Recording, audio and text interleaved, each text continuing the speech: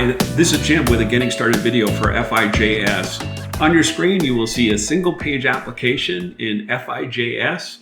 In the upper left-hand corner of the modal, you will see a green indicator that indicates that any necessary connections to libraries and APIs are ready to go.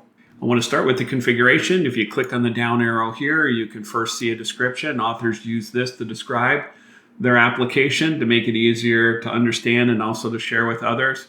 This area here called libraries specifies any APIs or FI.js libraries that this app uses.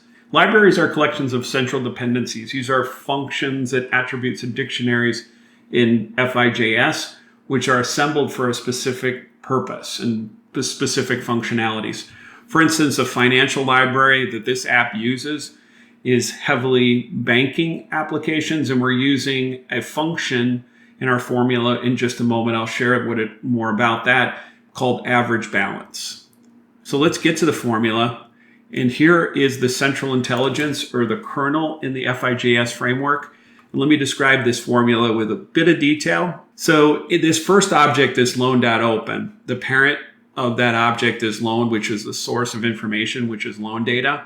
And the child portion is open, which is the open date. And the way to interpret this is that the open date of the loan, if it's greater than October 31st, 2020, or after that date, and the loan open date is less than or before November 3rd, 2024, what we're going to do is return the loan average balance. If it's outside of that time bucket, we'll just omit the results altogether, and that's where the null comes in. Thing that's a neat feature is you can mutate this right on the spot. So say you wanted to make a change here, you could do that and in the editor. And just for this instance of the application, that change would be made. It's just a one-time mutation. Group by is group, in this particular case, it's portfolio. What this means is all the loans that have the same portfolio number will be grouped together. And the way that would work is the loan average balance, which is what's returned as the result, would be aggregated by portfolio as well. Last is presentation. And when you see columns of information, FI.js will automatically render a table. Let's say, for instance, an author had defined some form fields, like some input fields. Then in that case, FI.js will render the results in a form. The presentation layer is very flexible, allowing developers with little experience in coding to build to their specifications. In this particular case, just to give a little more detail, is that the two columns that are being created here are a column with a heading of branch, which contains a branch number, and a heading of officer, which is tied to a field called owner inside of the loan source. Let's go up here and read the directions. Select data from a secure source.